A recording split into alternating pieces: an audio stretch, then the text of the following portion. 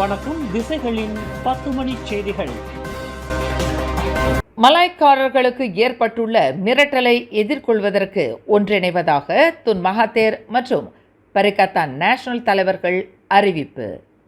மலாய்க்காரர்களின் உரிமைக்காகவும் அவர்களின் நலனுக்காகவும் குரல் கொடுத்து வரும் தலைவர்கள் அச்சுறுத்தப்பட்டு வருகின்றனர்.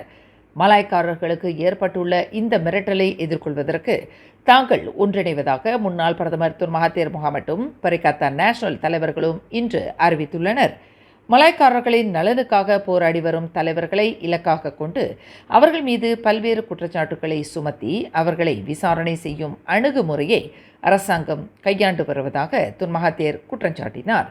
நடப்பு அரசாங்கத்தினால் பல மலாய் தலைவர்கள் விசாரணைக்கு ஆளாகி வருகின்றனர். இதுபோன்ற அச்சுறுத்தல்களுக்கு தீர்வு காண்பதற்கு மலாய்க்காரர்கள் ஒன்றுபட வேண்டும் என்ற நோக்கில் தாங்கள் ஒன்றிணைவதாக துன் மகாதேர் அறிவித்தார். மலாய்க்காரர்களுக்காக குரல் கொடுத்து வரும் தலைவர்களுக்கு விசாரணை என்ற பெயரில் அழுத்தம் கொடுக்கப்பட்டு வருகிறது. இதனால் அவர்கள் நீதிமன்ற விசாரணைக்கு ஆளாகலாம், சிறை, பிரம்படி தண்டனை மற்றும் அபராதம் விதிப்பு போன்ற தண்டனைகளுக்கு ஆளாக நேரிடலாம் என்று துன் மகாதேர் குறிப்பிட்டார். மலாய்க்காரர்களின் கௌரவம் மற்றும் அதிகாரம் குறித்து இன்று வியாழக்கிழமை நடைபெற்ற வட்டமேஜை கூட்டத்திற்கு பின்னர் நடைபெற்ற செய்தியாளர்கள் கூட்டத்தில் துன் மகாதேர் இதனை தெரிவித்தார். இந்த வட்டமேஜை கூட்டத்தில் துன் மகாதேருடன் முன்னாள் பிரதமர் தாம்சே முஹிடின் கியாசின், முன்னாள் அமைச்சர் அன்வர் மூசா, பாஸ்கட்சியின் உதவித் தலைவர் டத்தோ இட்ரிஸ் அஹ்மத் உட்பட எதிர்க்கட்சிகளின் முன்னணி தலைவர்கள் கலந்து கொண்டனர். பத்துபூத்தை தீவு மலேசியாவிடமிருந்து கை நழுவி போனதற்கு காரணமானார் என்று அரச விசாரணை ஆணையத்தினால் அடையாளம் காணப்பட்ட துன் மகாதேருக்கு எதிராக போலீசில் புகார் செய்யப்பட வேண்டும் என்பதுடன் அவர் குற்றவியல் விசாரணைக்கு உட்படுத்த வேண்டும் என்று அந்த ஆணையம் பரிந்துரை செய்தது தொடர்பில் இந்த வட்டமேசை கூட்டம் நடத்தப்பட்டதாக தெரிகிறது. மலாய்க்காரர்கள் இந்த நாட்டில் ஒன்றுபட்ட சக்தியாக விளங்குவதற்கு அவர்கள் ஒன்றிணைவது மிக அவசியமாகும். இல்லையேல் அவர்களின் அதிகாரம் இழக்கப்பட்டவர்களாகி விடுவார்கள். அப்படி ஒரு நிலை ஏற்பட்டுவிடக்கூடாது என்பதற்காக தங்கள் முன்னிலையில் உள்ள ஒரு பொது எதிரியை எதிர்கொள்வதற்கு தாங்கள் ஒன்றிணைவதற்கு உடன்பாடு கண்டுள்ளதாக துன் மகாதேர் அறிவித்தார். பத்துபூத்தே தீவு விவகாரத்தில் முன்னாள் பிரதமர் துன் மகாதேர் முகமட்டிற்கு எதிராக போலீஸ் புகார் செய்வதற்கும் அவர் மீது குற்றவியல் வழக்கு பதிவு செய்வதற்கு முன்வைக்கப்பட்டுள்ள பரிந்துரைக்கு அரசாங்க ஆதரவு எம்பி ஒருவர் இன்று தமது ஆட்சேபத்தை தெரிவித்துள்ளார். மலேசியாவை மேம்படுத்துவதற்கு தமது வாழ்நாளையே தியாகம் செய்த ஓர் உன்னத தலைவரின் அந்திம காலத்தில் இப்படி ஒரு சம்பவம் நிகழ்வதை தம்மால் ஏற்றுக்கொள்ள இயலாது என்று PKR கட்சியின் பசிகுடாங் எம்பி ஹசன் அப்துல் காரிம் குறிப்பிட்டார். துன் மகாதேருக்கு எதிராக இதுபோன்ற நடவடிக்கை எடுக்கப்படுவது மூலமும் அவருக்கு தண்டனை விதிப்பது வாயிலாகவும் சிங்கப்பூரிடம் இழந்த பத்துபூத்தே தீவை மலேசியா மீண்டும் கைப்பற்ற முடியுமா என்று அந்த எம்பி கேள்வி எழுப்பினார்.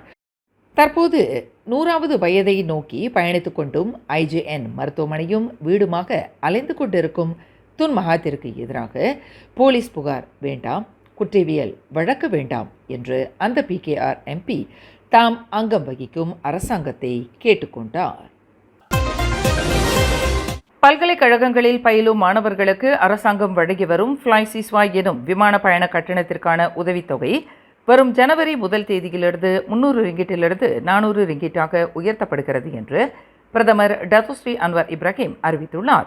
சபா, சரவா மற்றும் லாபுவானைச் சேர்ந்த பட்டதாரி மாணவர்கள் தீபகற்ப மலேசியாவில் தாங்கள் பயிலும் பல்கலைக்கழகங்களுக்கு செல்வதற்கும் திரும்புவதற்கும் ஃப்ளை சிஸ்வா திட்டத்தின் வாயிலாக அரசாங்கம் தற்போது 300 ரிங்கிட் உதவித்தொகையை வழங்கி வருவதாக பிரதமர் குறிப்பிட்டார்.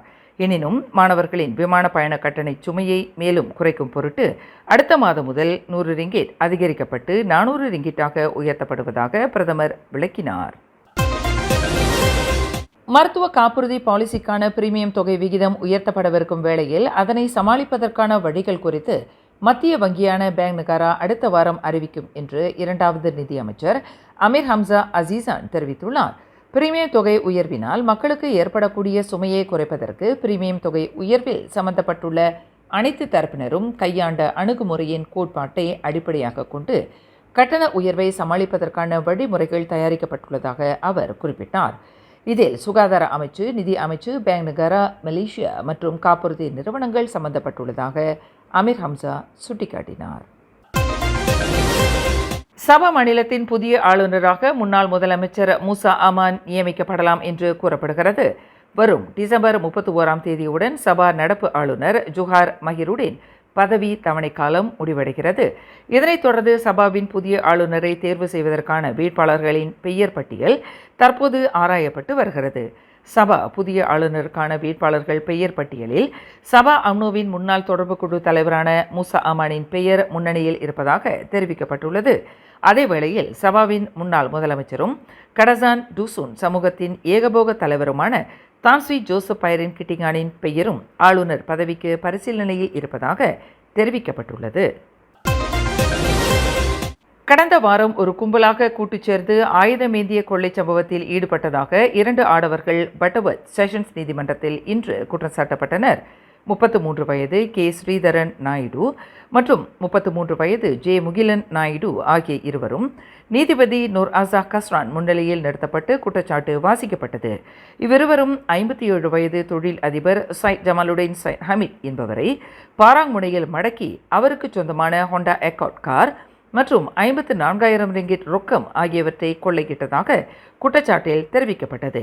கடந்த டிசம்பர் 6ஆம் தேதி மதியம் 12:30 மணியளவில் பட்டவர்த் அருகில் தாமான் புக்கிட் கச்சில் என்ற இடத்தில் இவ்விருவரும் இந்த துணிகர கொள்ளையில் ஈடுபட்டதாக கூடியபட்சம் 20 ஆண்டு சிறை மற்றும் பெரும்படி தண்டனை விதிக்க வகை செய்யும் குற்றவியல் சட்டம் 397 பிரிவின் கீழ் நீதிமன்றத்தில் நிறுத்தப்பட்டனர்.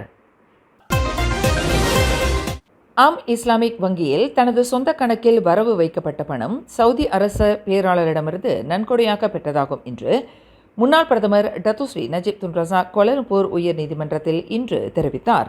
சவுதி அரேபிய ஆட்சியாளர் காலஞ்சென்ற ரஜ அப்துல்லா பின் அப்துல் அசீஸ் அல் சவுடிடமிருந்து அந்த நன்கொடை பணம் பெறப்பட்டதாக நஜீப் திட்டவட்டமாக தெரிவித்தார். அந்த நன்கொடை நியாயமான வழியில் பெறப்பட்டதாகும். அந்நன்கொடை தொடர்பில் தாம் ஏற்கனவே வெளியிட்ட அறிக்கையை நீதிமன்றத்தில் மீண்டும் தற்காப்பதாக தனக்கு எதிராக நடைபெற்று வரும் 1MDB நிதி நிறுவன குற்றவியல் வழக்கில் எதிர்வாதத்தின் போது நஜீப் மேற்கண்டவாறு சாட்சியம் அளித்தார். துணை பிரதமரும் அம்னோ தலைவருமான டத்துஸ்ரீ அஹமத் ஜயீத் ஹமீடி சம்பந்தப்பட்ட அந்நிய தொழிலாளர்களுக்கான விசா முறை தொடர்பிலான 40 லஞ்ச ஊழல் குற்றச்சாட்டுகளிலிருந்து அவர் விடுதலை செய்யப்பட்டது தொடர்பில் சட்டத்துறை அலுவலகம் விளக்கம் அளிக்க வேண்டும் என்று மலேசிய ஊழல் தடுப்பு கண்காணிப்பு இயக்கமான MCW வலியுறுத்தியுள்ளது. 40 குற்றச்சாட்டுகளிலிருந்து அமர் ஜஹீட்டை விடுவிப்பதற்கு ஷா அலாம் உயர் நீதிமன்றம் அளித்த தீர்ப்பை இன்று புத்ராஜயா அப்பீல் நீதிமன்றம் நிலைநிறுத்தியுள்ளது. ஜஹீட்டுக்கு எதிராக 40 குற்றச்சாட்டுகள் மீட்டுக் கொள்ளப்பட்டது தொடர்பில் சட்டத்துறை அலுவலகம் இந்த விளக்கத்தை அளிக்க வேண்டும் என்று அந்த அமைப்பின் தலைவர் ஜஎஸ் அப்துல் காரிம் சட்டத்துறை அலுவலகத்தை கேட்டுக்கொண்டார்.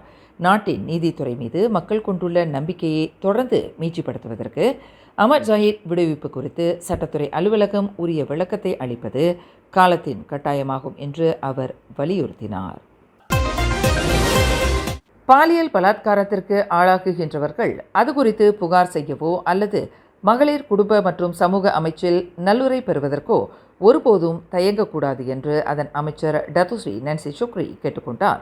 தங்களுக்கு நேர்ந்த அந்த கசப்பான சம்பவம் குறித்து போலீசில் புகார் அளிக்கும் அதே வேளையில் இதுபோன்ற சம்பவத்தினால் மனவலியிலும் அழுத்தத்திலும் அவதியுற்று வருகின்றவர்களுக்கு உரிய நிவாரணமும் உரிய நல்லுரைகளும் கிடைப்பதற்கு அமைச்சில் புகார் செய்வது மிக அவசியமாகும்.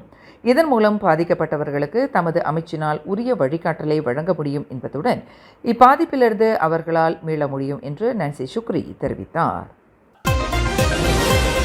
பேரா லுமோட் பந்தாய்தலோ பாத்தே கடற்கரையில் முதலை நடமாட்டம் இருப்பதால் அந்த கடற்கரைக்கு சுற்றுலா செல்கின்றவர்கள் மிகுந்த எச்சரிக்கையாக இருக்கும்படி கேட்டுக்கொள்ளப்பட்டுள்ளனர். அந்த அழகிய கடற்கரையில் முதலை ஒன்றின் நடமாட்டம் இருப்பது இன்று வியாழக்கிழமை உறுதி செய்யப்பட்டுள்ளதாக மலேசிய பொது தற்காப்பு படை தெரிவித்துள்ளது. எனவே விடுமுறை நாட்களில் அந்த கடற்கரைக்கு செல்கின்றவர்கள் மிகுந்த எச்சரிக்கையுடன் இருப்பது அவசியமாகும் என்று வலியுறுத்தப்பட்டுள்ளது. மேலும் செய்திகளை தெரிந்து கொள்ள கீழே இருக்கும் பெல் பட்டனை அழுத்துங்கள். உங்கள் மகிழ்ச்சியை வெளிப்படுத்த லைக் மற்றும் ஷேர் செய்யுங்கள். தொடர்ந்து திசைகளோடு இணைந்திருக்க சப்ஸ்கிரைப் செய்யுங்கள்.